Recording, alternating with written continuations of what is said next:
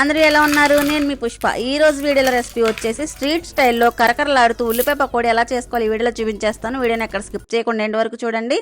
అలాగే వీడియోని లైక్ చేసి ఛానల్ సబ్స్క్రైబ్ చేసుకుని పక్కనే ఉన్న బెల్ ఐకాన్ క్లిక్ చేయడం మర్చిపోవద్దు. చూస్తుంటే నోరు ఊరుతుంది కదా, టేస్ట్ కూడా చాలా చాలా బాగుంటుంది.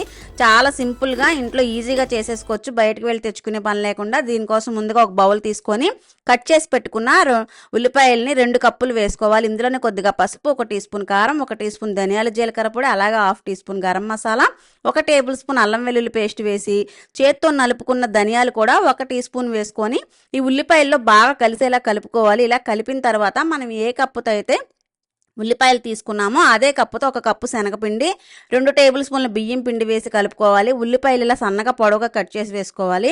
ఇలా అంతా కలిపిన తర్వాత ఒకసారి చేతిలో కొంచెం నీళ్లను వేసుకొని చిలకరించి ఇలా పిండిని గట్టిగా కలిపి పక్కన పెట్టేసుకోవాలి. ఇప్పుడు డీప్ ఫ్రైకి సరిపడా ఆయిల్ పెట్టి ఆయిల్ హీట్ అయిన తర్వాత మనం కలుపుకున్న పిండిని పకోడీ మిశ్రమంలా కొంచెం కొంచెం వేసుకుంటూ డీప్ ఫ్రై చేసుకోవాలన్నమాట. బయట వెదర్ చల్లగా ఉన్నప్పుడు ఇంట్లో ఇలా వేడిగా ఉల్లిపాయ పకోడీ వేసుకుని తింటే ఎంత బాగుంటుంది కదా. మీలో ఎంతమందికి ఇష్టం నా కమెంట్ సెక్షన్లో కమెంట్ చేయండి. నాకైతే చాలా చాలా ఇష్టం. ఇలా చక్కగా గోల్డెన్ బ్రౌన్ కలర్ వచ్చేంతవరకు ఫ్రై చేసేసుకొని స్టవ్ ఆఫ్ చేసేసుకొని వేడిగా సర్వ్ చేసుకుంటే ఉల్లిపాయ పకోడీ అబ్బా టేస్ట్ చెప్పలేమన్నమాట. బయటకు వెళ్ళే పని లేకుండా స్ట్రీట్ స్టైల్లో చాలా సింపుల్గా ఈజీగా చూపించేశాను కదా. సౌండ్ చూసారా ఎంత కరకరలాడుతూ క్రిస్పీగా వచ్చిందా? టేస్ట్ అయితే చాలా చాలా బాగుంది. మరి మీరు ఎప్పుడు ఎంజాయ్ చేస్తున్నారు? ఇంకెందుకు ఆలస్యం, మీరు కూడా తప్పకుండా ట్రై చేసి మీకు ఎలా కుదిరిందో నాకు కమెంట్ సెక్షన్లో కమెంట్ చేయడం మర్చిపోవద్దు. మరో వీడియోలో మళ్ళీ కలుద్దాం. బాయ్.